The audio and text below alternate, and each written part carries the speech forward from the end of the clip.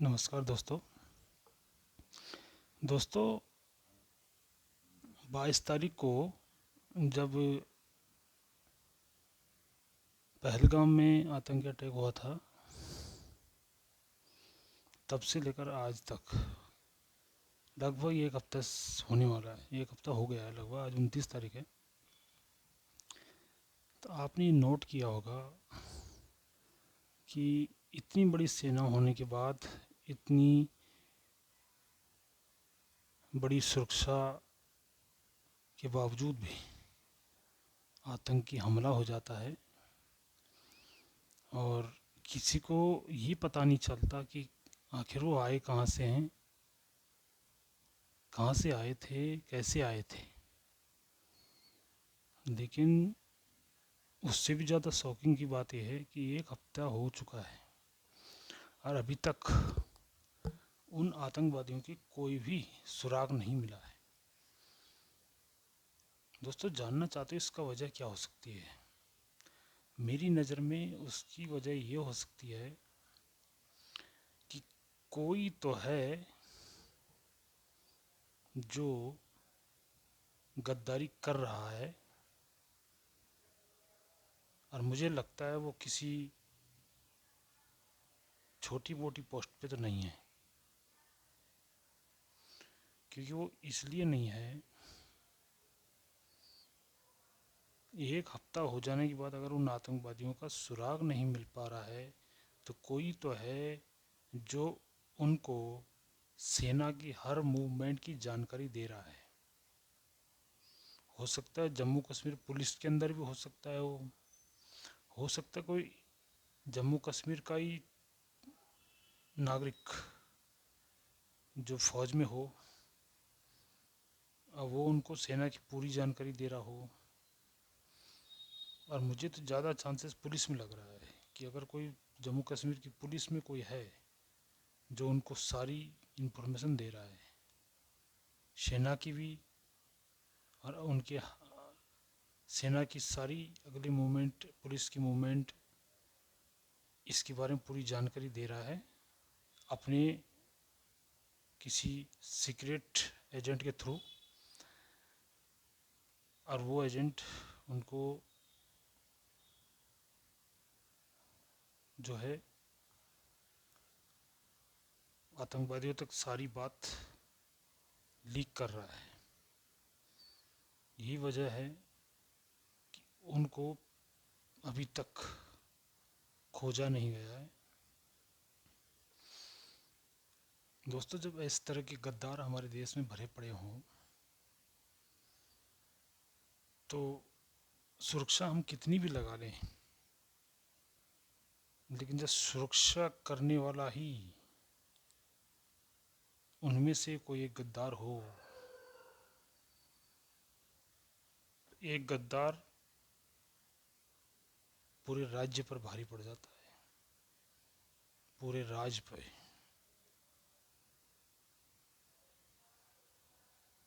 जब पुराने ज़माने में जब राजा महाराजा के बीच में लड़ाई होती थी और कोई गद्दारी कर बैठता था, तो राज्य कितना भी संपूर्ण और मजबूत हो, फिर भी वो हार जाता था।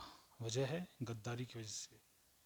अभी कुछ दिन पहले मूवी आई थी जिसमें छावा करके, तो उसमें आपने देखा होगा कि किस तरह से कि उन गद्दारी होती है और छावा जो पकड़ा जाता है। तो आप खुद से अंदाज़ा लगा लो कि इतना बहादुर आदमी अगर गद्दारी का शिकार हो जाए, तो कितना भी बहादुर हो, कितना भी ताकतवर हो, लेकिन वो ज़रूर मारा जाता है। इसलिए जब हमारे देश में कोई तो है अंदर का जो शायद फौज में है, या फिर सेना के अंदर है, या फिर पुलिस के अंदर है, या कोई पॉलिटिशियन भी हो सकता है, जो, या कोई लोकल एजेंट भी हो सकता है जो उनकी सारी जानकारी दे रहा है। और मुझे तो ये लगता है, मेरी जहाँ तक सोच कहती है, कि यह जम्मू कश्मीर पुलिस में हो सकता है 100%। दूसरा, लोकल इंटेलिजेंस भी है, क्योंकि वो लोकल इंसान ही उनको खाने पीने की व्यवस्था भी कर रहा होगा, उनको सारे रास्ते की जानकारी दे रहा होगा, सेना की मूवमेंट, उनमें हो सकता है कोई खच्चर वाला भी हो, कोई टूरिस्ट भी हो सकते हैं, जो टूरिस्ट एजेंट होते हैं जो टूर वगैरह कराते हैं, ये हर जगह फैले हुए हैं वैसे तो पूरे ऑल ओवर इंडिया में। इसलिए मुझे लगता है टूरिस्ट एजेंट जो उनमें भी ऐसे हो सकते हैं। और पहलगाम में जो जितने भी लोग अलग अलग तरह की प्रोग्राम कराते हैं, मुझे लगता है उनमें भी बहुत सारे हैं जो बहुत कुछ छुपा रहे हैं। मुझे लगता है जब तक उनको आर्मी की 3rd डिग्री ना दी जाए तब तो वो सीधी तरह से बकने वाले नहीं हैं। और मैं चाहता हूँ कि आर्मी अब सीधे एक टॉर्चर रूम बनाए और मोटे मोटे डंडों से धुनाई करना शुरू करे हर किसी की। वो सब अपने आप बक देंगे कहाँ छुपा रखा है, कैसे छुपा रखा है, कौन से रास्ते आए थे, कौन कहाँ से गए थे। तो मुझे लगता है अब सेना को खोजने से ज़्यादा है कि जो उनके अंडरग्राउंड एजेंट हैं उनको पकड़ पकड़ के, जो वहाँ खच्चर वाले हैं जितने भी हैं, और पुलिस के अंदर भी पुलिस वाले हैं जो जिनका बैकग्राउंड कभी उन टेररिस्टों के ख़ानदान से रहा होगा, या फिर उनके कोई रिलेटिव हों, या फिर हो सकता है कोई सेना में हो जो वहाँ का लोकल हो और वो सेना में हो, बड़ी पोस्ट पर हो, उसकी भी हर डिटेल्स जो है सेना को इकट्ठी करनी चाहिए। उनके मोबाइल्स और या फिर उनके पूरी फैमिली के इंटेलिजेंस इन पे ऊपर जो है पूरा अपनी जासूस लगा देने चाहिए इनके ऊपर। क्योंकि मुझे लगता है कि ऐसा ही हो सकता है कि ये लोकल या फिर कोई अंदर ही है सेना के अंदर या फिर पुलिस के अंदर जो ये सब सारी चीज़ें उन आतंकवादियों को पल पल की जानकारी दे रहा है, और इसीलिए अब तक पकड़े नहीं गए। और जब तक सेना 1990 वाली टॉर्चर नहीं करेगा ना, तब तक ये लोग बकेंगे नहीं। ये आसानी से बकने वाले नहीं है कि प्यार वार नहीं समझते, प्यार की बातें नहीं समझते। अगर तुम्हें लगता है कोई कश्मीरी वो देश के लिए वफादार है, तो मुझे लगता है कि तुम्हें अपने भी जो लगता है जिनको कि हो सकता है वो अच्छे हैं, इनके जिसके मन में यह है कि वो वफादार हैं या फिर देश के प्रति उनके दिल में कुछ देशभक्ति है, तो मुझे लगता है उसको भी अपना डीएनए चेक करवा लेना चाहिए। क्योंकि ऐसा नहीं हो सकता है, क्योंकि कश्मीर का एक एक पंडित जिस तरह से भागा है, वो बाहर के आतंकवादियों की बस की नहीं है उनको भगाना। वो लोकली थे, और अभी जो पहलगाम में हमला हुआ है उनमें भी लोकल का भी हाथ हो सकता है, और हो सकता नहीं है, मैं तो मानता कि है। और उन जितने भी उस एरिया में, चाहे खच्चर वाले से लेकर हो, चाहे कोई भी एक्टिविटी कराने वाला हो, उस सबको लाइन हाजिर करो। चाहे टूरिस्ट से संबंधित हो, होटल वाले हों, जहाँ टूरिस्ट टूर गाइड हो, या फिर ये ट्रेवल एजेंट हैं, इनकी भी खबर ली जाए। और ऐसे पूछताछ करने की ज़रूरत नहीं है, टेबल पर बिठाने की ज़रूरत नहीं है, टेबल पर लिटा कर जब अच्छी तरह से उनकी कमर तोड़ी जाए, तब उनकी अंदर की जो असली सच्चाई वो बाहर आएगी।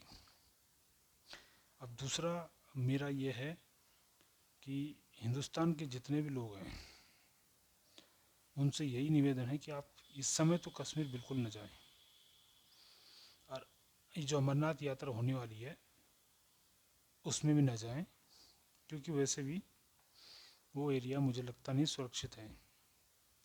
और वैसे भी तुम अपना पैसा खर्चा कर कर उन्हीं आतंकवादियों को पालोगे, उन्हीं सांपों को दूध पिलाओगे, इसलिए मुझे लगता है आप वहाँ ना जाएं। और जो लोग वीडियो बना बना कर ये कह रहे हैं कि नहीं जी हमारे ये अच्छे लोग हैं, या फिर हमारे तो बहुत सम्मान किया था, रिस्पेक्ट की थी, ये की थी, वो कुछ जो तारीफ़ कर रहे हैं ना, तो मुझे उन पे भी डाउट हो रहा है। उनका संबंध भी किसी न किसी विपक्षी पार्टी से हो सकता है। और दूसरा, जो लोकल लोग हैं वो कई टूरिस्ट को, हिंदू टूरिस्ट को अपने आसपास मेरे जैसे पकड़ के उनसे बुलवा रहे हैं, मुझे ऐसा लग रहा है। क्योंकि वैसे भी अब एक दो लोग जाते हैं, जब कश्मीर में तुम लोकल में के सामने कुछ बोलोगे, उनकी बुराई तो करोगे नहीं, है कि नहीं? तो उनकी तारीफ ही करनी पड़ेगी तुम्हें, हो सकता है नहीं करो तो मार भी दे तुमको, क्या पता। इसलिए वो कर रहे होंगे, मुझे लगता है प्रेशर में आके, क्योंकि जब वहाँ ठहर रहे हैं, वहाँ होटलों में रह रहे हैं, उन्हीं के होटल में, उनकी बुराई तो नहीं कर सकते, इसलिए मजबूरन उनको जो है चापलूसी करनी पड़ रही है।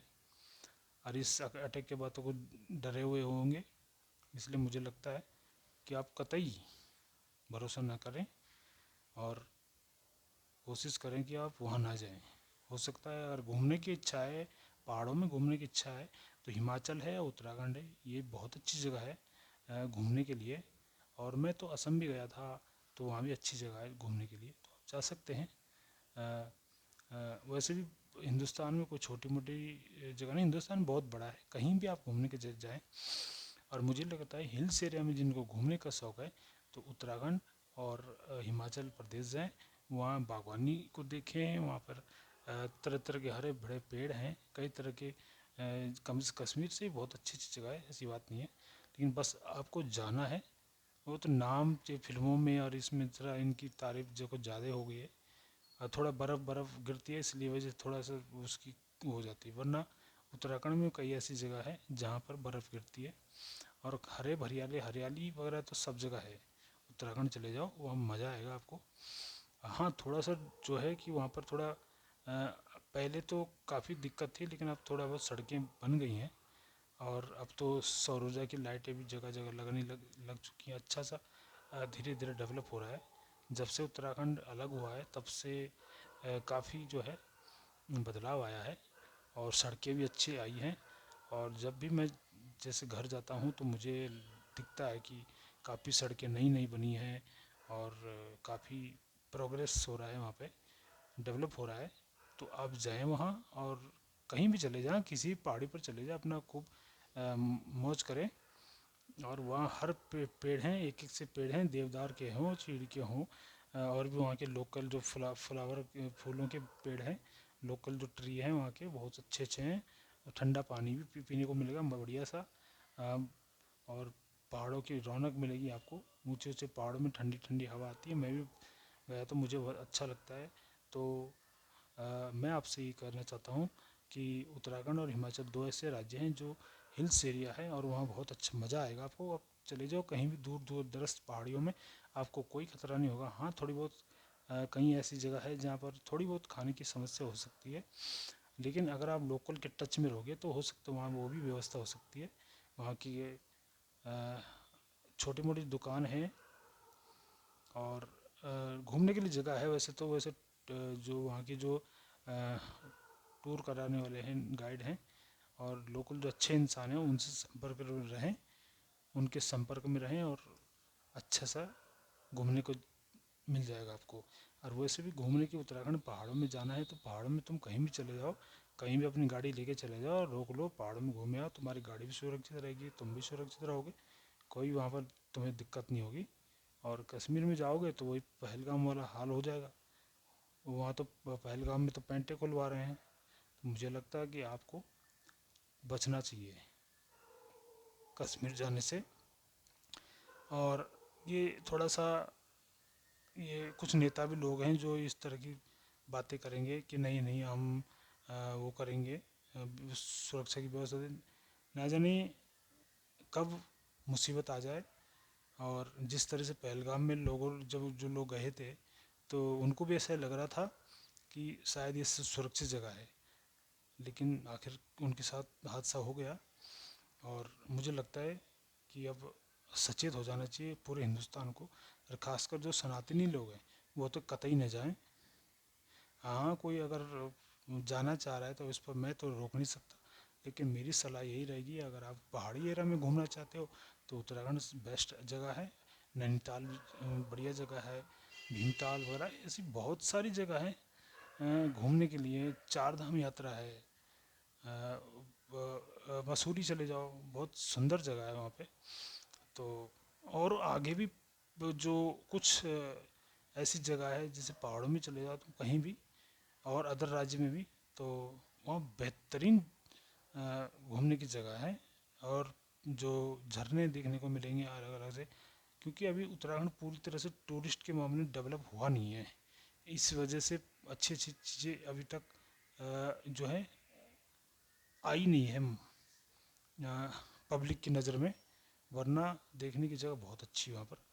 इसलिए आप जाओ, खुद जाओ, जहाँ जहाँ सड़कें लेके जाएं वहाँ वहाँ जाओ, जहाँ तुम्हारी मर्जी करे वहाँ जाओ, लेकिन कश्मीर मत जाना, क्योंकि वहाँ खतरा है। और साथ ही साथ वहाँ पर जिस तरीके से धर्म पूछ पूछ कर गोलियाँ मारी जा रही है और कपड़े उतार के चेक किया जा रहा है, और फैमिली के साथ जाओगे तो इस तरह से कपड़े उतार फैमिली के सामने तुम्हारा इस तरह से किया जाएगा तो तुम्हें भी अच्छा नहीं लगेगा। और गोलियाँ भी मारी जाती है, तो मुझे लगता है कि थोड़ा दूर रहें उस जगह से। और खच्चर वच्चर इन लोगों से दूर रहे। खच्चर वाले जो हैं ये सिर्फ अपनी कमाई कर रहे हैं और बे इत्या पैसा भी लेते हैं।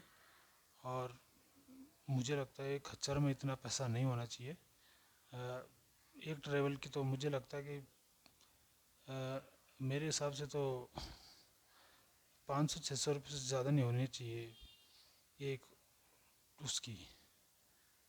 4 घोड़े यार 500-500 रुपये ले, 2,000 रुपये हो जाते हैं, तो ये भी काफ़ी है मुझे लगता है। वरना पहाड़ों में तो रेत के कट्टे, सीमेंट के कट्टे ढोने के लिए खच्चर ही लगा रहे होते हैं। तो मतलब जैसे ये लगभग 1 किलोमीटर से भी कम कम एरिया में तो 200 रुपये लेते हैं, 100 रुपये 200 रुपये लेते हैं। तो मुझे लगता है इतना ही लेते हैं, तो चलो टूरिस्ट हैं तो उनके देख रेख के लिए चलो उसे डबल कर दो, 400 या 500 रुपये ज़्यादा ठीक होता है मुझे लगता है। लेकिन कुछ ज़्यादा ही ले लेते हैं ये, और सरकार को सोचना ही चाहिए। लेकिन ये मैं ये मान के चल रहा हूँ कि भाई टूर का जो काम है सीजन से होता है, तो 500 भी ठीक है, लेकिन अगर थोड़ा और बढ़ाना चाहते हैं तो 1,000 तो मैक्सिमम होना चाहिए। बहुत ज़्यादा ही हो तो 1,000 रुपये से ज़्यादा नहीं होना चाहिए खच्चर की एक राइड के।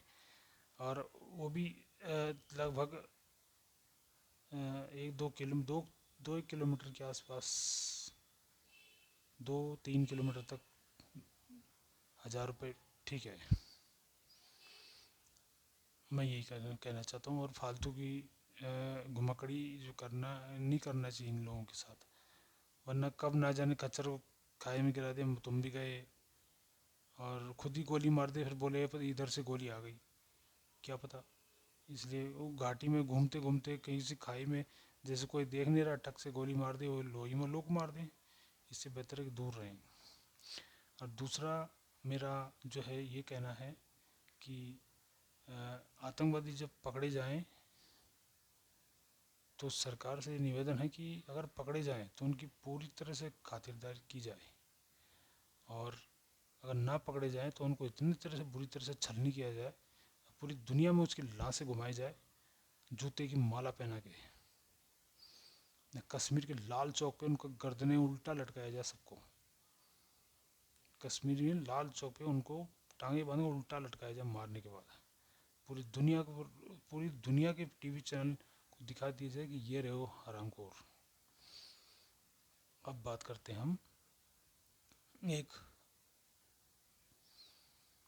आम जनता की। कुछ लोग जो हैं ज़्यादा अंधभक्ति कर बैठते हैं। अंधभक्ति से मेरा मतलब ये है वो किसी एक पार्टी से नहीं, हालांकि मैं उनसे ये कहना चाहता हूँ कि कोई भी पार्टी की नेता अगर खड़ा होता है तो आप उस नेता को वोट दें जो सबसे पहले जो दिल से देशभक्त हो। क्योंकि जिन लोगों का देश होता है ना, वही सरवाइव कर पाते हैं, वरना जगह जगह से भगाए जाते हैं। मैं यही कहना चाहता हूँ। क्यों कि अगर हमारा देश होगा, तो हम हक से उसमें रह सकते हैं। लेकिन जिस तरह से कोई घुसपैठी आ जाता है देश में, उसको देश में ना रहने दें, क्योंकि इस तरह से अपराध बहुत करते हैं। और दूसरा,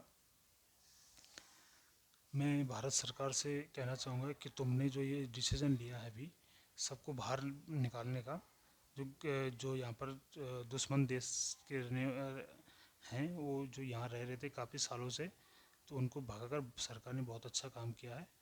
और कुछ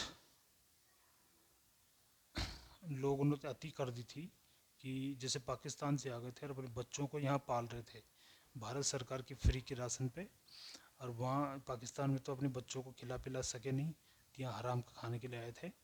और भारत सरकार ने जो है बहुत अच्छा किया कि जो इन लोगों को लात मार के बाहर भगा दिया है।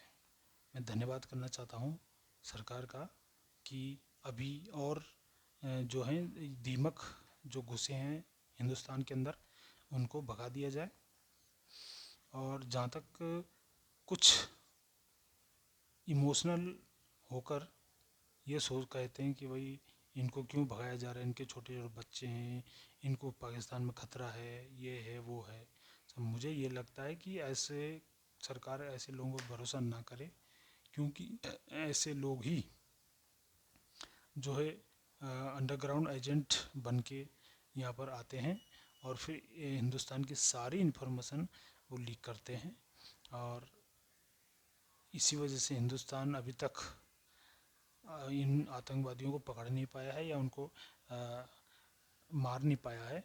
वजह है कि कोई तो है घर का गद्दार, जिसने पहले भी पुलवामा में जो अटैक हुआ था उस समय कोई गद्दार था जिसकी वजह से ये वो हादसा हुआ था।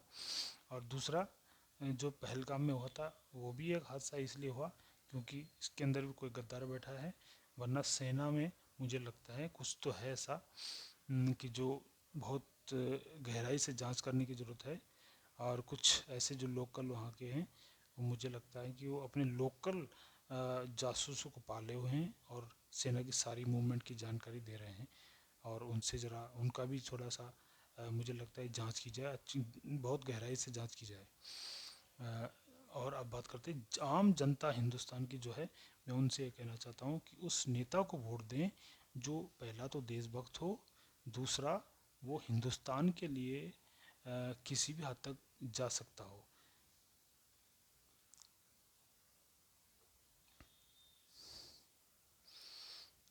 हिंदुस्तान की जहाँ तक बात है, जैसे मेरा कहना है कि जैसे कोई नेता लोग हैं वो हमसे वोट मांगने आते हैं, तो उनके मन में हमारे सनातनियों के लिए कोई जगह नहीं होती, सिर्फ वोट लेते हैं। और फिर जब हमारे ऊपर कोई भी समस्या आती है, जैसे अभी पहलगाम में हमला हुआ और सनातनी लोग मारे गए, लेकिन उनके पक्ष में कोई भी विपक्षी पार्टी का आवाज़ नहीं उठा रहा है। तो मुझे लगता है कि कल वो लोग जब उनको वोट देते हैं, अगर उनके अगर वो सनातनी हैं, हालांकि वो किसी ऐसी नेता को वोट नहीं देते हैं जो थोड़ा जो है कंट्री फर्स्ट या राष्ट्र प्रथम के ये उसमें चलता है, अगर उससे वोट नहीं देते हैं, अगर उसको वोट देते हैं जो सनातनियों की कोई चिंता नहीं करता, उससे कोई मतलब नहीं है वो जिए या मरे, ऐसे लोगों से मेरा निवेदन है कि ऐसे नेताओं को बिल्कुल भी वोट ना दें, खुद के बच्चों की रक्षा करें, अपने परिवार की रक्षा करें और राष्ट्र की रक्षा इन लोगों से करें। क्योंकि अगर आप तुम्हारा एक वोट किसी भी राष्ट्र को बचाने के लिए काफ़ी होता है। अगर आप ऐसे टेररिस्ट सपोर्टर को अगर वोट देते हैं तो वोट कल तुम्हारे बच्चों की मौत बनकर सामने आएगा। इसलिए मैं चाहता हूँ कि ऐसे लोगों को बिल्कुल वोट ना दें। जिस तरह से आज पहलगाम में हमला हुआ, जिस तरह से 22 तारीख को पहलगाम में हमला हुआ था, कोई भी नेता इस तरह का अपनी जो है सनातनियों की खबर तक लेने नहीं गया, और वोट लेने के लिए वो काफ़ी आ जाता है, घर घर जाने लगता है। लेकिन जब भी सनातनियों में कोई दिक्कत आती है, कोई हमला होता है या उनको कोई मारा जाता है, कि उन बेनिफिट का बलात्कार होता है, तो उन्हें कोई सरकारी अ, अ, उसमें कोई भी स्कीम में कोई फ़ायदा नहीं दिया जाता। तो मुझे लगता है कि ऐसे पार्टियों को बाइकआउट करें, ऐसे नेताओं को ज़मीन पे पटकें, क्योंकि ऐसे नेता अगर इस देश में होंगे तो इस देश में एक नहीं हजारों पाकिस्तान हो जाएंगे। इसलिए सनातनियों को, तुम्हारे आने वाली पीढ़ियाँ सुरक्षित नहीं रह सकती इन नेताओं के चक्कर में, और इनको जिस तरह हो सके अपने से दूर करें, और इन्हें अपने पूरी रिश्तेदार हों, चाहे वो कोई भी हो, ए टू जेड गाँव का हो, चाहे वो पड़ोसी हो, उन सबको कहें कि ऐसे लोगों को वोट ना दें। और जो ऐसे लोगों को वोट देते हैं, तो मेरा तुमसे निवेदन है कि आप ऐसे लोगों से दूर रहें, क्योंकि ऐसे लोगों के चक्कर में कहीं तुम्हारा बेटा अगर फंस गया और ऐसी आतंकवादियों के उसमें हत्या पड़ गया, तो उसे इसी तरह से मार दिया जाएगा। इसलिए मैं ये कहता हूँ कि ऐसे लोगों से, जो ऐसे लोगों के संपर्क में रहते हैं, आतंकवादियों के टच में रहते हैं, उनसे दूर रहें। और जो सनातनी है सिर्फ उन्हीं के साथ रहें। दूसरा, अपनी स्कूल और कॉलेज में जितने भी तुम्हारी बहन बेटियां पढ़ने जाती हैं, भाई से मेरा, उनके भाइयों से मेरा निवेदन है कि आप अपनी बहनों को जो है नज़र में रखें कि कोई उन्हें परेशान तो नहीं कर रहा है। ये नहीं कि आप अपने काम में व्यस्त हो और अपनी बहनों की चिंता नहीं कर रहा। मुझे यही कहना है, कॉलेज जाने वाली हर वो लड़की और हर वो भाई, अगर कि उनको अगर कोई दिक्कत होती है, तो सारे कॉलेज की जितनी भी लड़कियां हैं वो अपने अपने भाइयों को एक ग्रुप बनाए, और वो सब पूरे कॉलेज की लड़कियां अपने सारे भाइयों को जो है फिर एक ग्रुप बनाए उनका। आ, और ऐसे जो मन चले हैं बाइक लेके आ जाते हैं कॉलेजों के अंदर, ऐसे आतंकवादी टाइप के जो गिरोह चलाते हैं।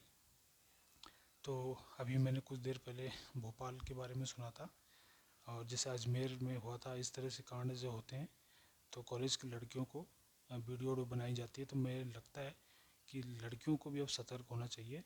अगर कोई इस तरह से टॉर्चर कर रहा है, दबाव में ना आए, घबराए ना, तुरंत अपने परिवार को सूचित करें।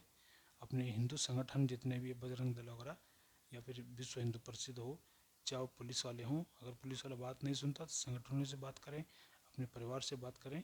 लेकिन ऐसे जिहादियों के बिल्कुल भी दबे ना, इनसे डरने की कोई ज़रूरत नहीं है। अपने भाइयों से और अपने साथ में पढ़ने वाली जितनी भी लड़कियां ऐसी हैं जिनके साथ टॉर्चर हो रहा है, उन सबको अपने फ्रेंड सर्कल में शामिल करें, उनके भाइयों को अपने भाइयों के ग्रुप में मिलाएं, और फिर एक अपनी टीम बनाएं, और उस टीम को इकट्ठा करके उनके खिलाफ लड़ें।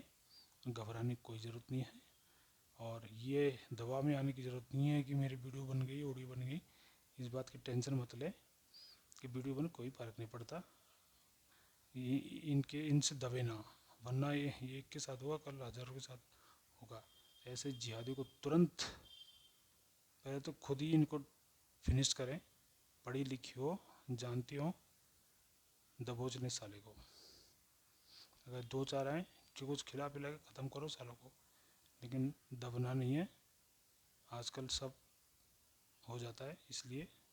और अगर नहीं कर पा रहे तो अपने आपके घर में मम्मी है, पापा है, बड़े भाई हैं, अगर चाचा के लड़के हैं, सबको इकट्ठा करें।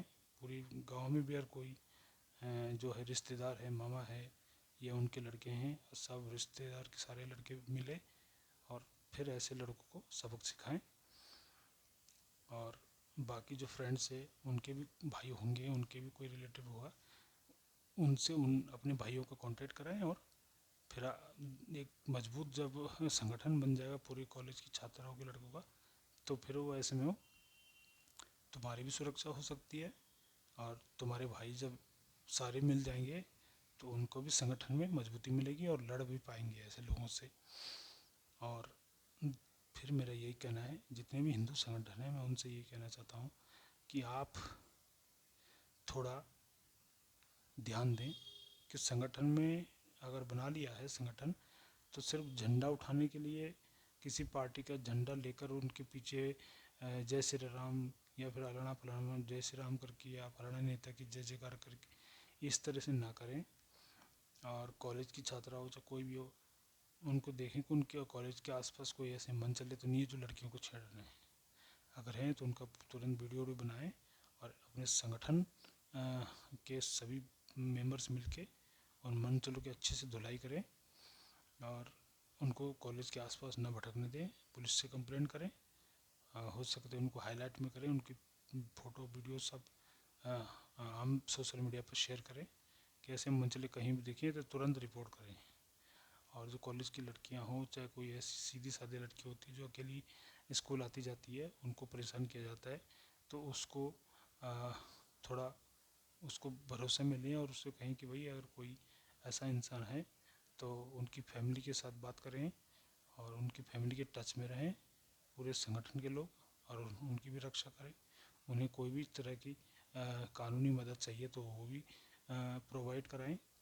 और यही मैं कहना चाहता हूँ। बस आज की वीडियो में यही समाप्त करता हूँ, क्योंकि आने वाला भविष्य जो है आपके बच्चों का है, इसलिए जितना हो सके संगठित रहें, सुरक्षित रहें और किसी से घबराने की कोई ज़रूरत नहीं है। अगर कोई भी इस तरह की हरकत करता है तो ये कतई ना घबराएं कि उसने अगर वीडियो बना ली है तो बहुत कुछ हो जाए, कुछ नहीं कर पाएंगे ये लोग, सब भी वीडियो वगैरह डिलीट हो जाती है, बाकी दुनिया भूल जाती है। और ऐसे लोगों को तुरंत सज़ा दिलाएं और अगर हो सके तो सालों को फांसी दिलवाने की कोशिश करिए, उम्र कैद की कोशिश करें। ना हो तो उन एकदम सतर्क रहें। 4 साल की सज़ा होती है, 10 साल की होती है, तो ध्यान रहे कि कब हरामखोर बाहर आ रहा है और उसका इलाज करें ज़रूर, उसके बाद भी उसका इलाज ज़रूरी है। क्योंकि ऐसे मंथली जो लोग थे सुधरते नहीं हैं, जेलों में जाकर पैसे उसे खिला देते हैं। इनके जो संगठन हैं ऐसे हरामखोरों के भी संगठन होते हैं और जो इसी काम में लगे रहते हैं, तो वो पैसा उसा पुलिस वालों को देकर या फिर इस तरह से करके वो छूट आते हैं बाहर, अब फिर से अभी वही हरकत करते हैं। ऐसे में ऐसे संगठन को क्या करना चाहिए, हिंदू संगठन को ऐसे लोगों को तुरंत वापस जेल में डलवा देना चाहिए। बस आम जनता से मेरा यही कहना है कि जितने मम्मी पापा हैं लोगों उन लड़कियों के, आप अपनी बहन बेटियों की सुरक्षा करें, उन पर नज़र रखें। उनके कॉलेज में हो सके तो अपना खुद की कैपेसिटी से कोई सीक्रेट जासूस भी वहाँ तुम लगा सकते हो सके कुछ पैसे लगेंगे, लेकिन या तो फिर वहीं पढ़ने वाले कुछ लड़कों से संपर्क करें और उन्हीं से जासूसी करें, पर ध्यान दें कि वो एक लॉयर हो या फिर कोई प्राइवेट डिटेक्टिव होते हैं, उनसे भी अपनी बच्चों की जासूसी कराएं कि कोई मंचला ऐसा इंसान जो हमारे बच्चों को परेशान तो नहीं कर रहा है। इस तरह से आप अपने बच्चों की सुरक्षा कर पा सकते हो। और जिनके अंदर क्षमता है, मैं यही कहना चाहता हूँ। आज का वीडियो यहीं पर समाप्त करता हूँ। खुश रहें, अपने बच्चों का ख्याल रखें, अपने परिवार का ख्याल रखें, अपने धर्म का भी ख्याल रखें, अपने देश का भी ख्याल रखें, क्योंकि देश है तो हमारे घर सुरक्षित है। हमारा घर सुरक्षित तभी होगा जब हम अपने परिवार को सुरक्षित रखेंगे। और परिवार सुरक्षित कैसे होगा, जब हम परिवार पर ध्यान देंगे। और परिवार पर ध्यान देने का एक ही तरीका है कि आप आंखें खोलें, अपने बच्चों की, अपनी फैमिली के हर मेंबर की जांच करें कि वो कब आ रहा है, कब जा रहा है, कोई आते जाते कोई उसको परेशान तो नहीं कर रहा है। इसलिए ध्यान रखें, इस तरह की चीज़ें करें। और कोई मंचले हों तो किसी भी तरह उनको न्यूट्रलाइज करें, तो चाहे अपनी अपनी लेवल पर किसी तरह हो सके। आजकल इनडायरेक्ट तरीके बहुत सारे हैं, इसलिए उनको उनकी भाषा में समझें खामोशी से। और कानूनी सहायता हो सके अगर संगठन के थ्रू किसी अगर तुम्हारे पास पैसा है, तुम्हारी पहुंच अच्छी है, तो आप अच्छे से उनको सज़ा दिला सकते हैं। और कानूनी तो दिलाएं, और अगर नहीं दिला सकते तो फिर अपने लेवल पर करें और साइलेंटली करें कि ऐसे लोगों जो हैं ऐसे ही शिकार किए जाते हैं। और करना भी चाहिए, क्योंकि ये लोग जो हैं बहुत दरिंदे होते हैं, और दरिंदों को वैसी सज़ा देनी चाहिए खामोशी से। इसलिए पढ़े लिखे हो, समझदार हो, मेरा इशारा समझ गए होंगे। अपने बच्चों की और परिवार की रक्षा के लिए किसी भी हद तक जाना पड़े तो जाना चाहिए। आगे पीछे की चिंता ना करें, बेहतर होगा परिवार को बड़ा बनाएं, एक रहें, चाचा ताऊ जितने भी आप टच में रहें, लड़े झगड़े ना किसी से, साइलेंट रहें। भले कोई ज़रूरी नहीं कि एक ही कमरे मतलब एक ही घर में रहना है, हो सकता है अलग भी हो सकते हैं, कोई बात नहीं, लेकिन रिश्ते ना तोड़ें उनसे, लड़ें झगड़े ना, एक रहें। और नफ़रत किसी के लिए ना, अपने परिवार के किसी भी सदस्य, अपने चाचा ताऊ भाई मामा भांजा जो भी है A to Z, रिश्तेदार कई तरह के होते हैं, और सबसे टच में रहें, सबसे व्यवहार बना कर रहें, और एकदम क्लोज भी किसी को ना आने दें। क्लोज से मेरा मतलब है कि एकदम कि घर में घुस के, चाहे वो कोई भी हो, गांव का हो, चाहे फिर कोई ऐसा इंसान जो जान पहचान है तुम्हारा और वो घर के अंदर आ जा रहा है, थोड़ा अपने परिवार को थोड़ा साइड में रखें, उनके अपने अपने रूम में रखें, और जो मेहमान आते हैं उनके लिए स्पेशल अलग से होना चाहिए पूरा ठिकाना। तो अपने परिवार को थोड़ा सही रखें, एकदम से एकदम से आँख बंद करके भरोसा ना करें किसी पे। ठीक है, जय हिंद, यही कहना चाहता हूँ। और अपने परिवार का विशेष ध्यान रखें, और ऐसे नेताओं को भी वोट ना दें जो सनातनियों की कोई मदद नहीं करता। इसलिए ध्यान रहे कि तुम्हारा वोट तुम्हारे परिवार की भी रक्षा कर सकता है, तुम्हारे देश की भी रक्षा करता है, तुम्हारे घर की रक्षा करता है, तुम्हारे रिश्तों की रक्षा कर सकता है। और घर कर अगर सुरक्षित है तो परिवार सुरक्षित होता है, मोहल्ला सुरक्षित होता है, गांव से है तो गांव सुरक्षित हो सकता है, तुम्हारी ज़मीनें सुरक्षित हो सकती है, मोहल्ला जो भी है A to Z सुरक्षित हो सकता है अगर आप सचेत हैं। ये नहीं कि आप अंधे गधे की तरह लगे हो अपनी कमाई करने पर, परिवार पर कोई ध्यान ही नहीं है, परिवार की बहन बेटियां अकेली आ जा रही है, गुंडे लोग परेशान कर रहे हैं, तुम्हें उस बात की कोई चिंता नहीं। ध्यान रखें, परिवार है तो पैसा है, पैसा आता जाता रहता है, और परिवार एक बार चला गया तो फिर नहीं आता है। अभी जो पहलगाम में जितने भी लोग मरे हैं, तो मुझे लगता है जो इंसान चले गए हैं वो वापस नहीं आएंगे, लेकिन उनके परिवारों से मेरा यही कहना है कि अगर तुम्हारे परिवार के साथ ऐसा हुआ है तो मुझे लगता है तुम्हें इसका बदला तो ज़रूर लेना चाहिए अपने हिसाब से।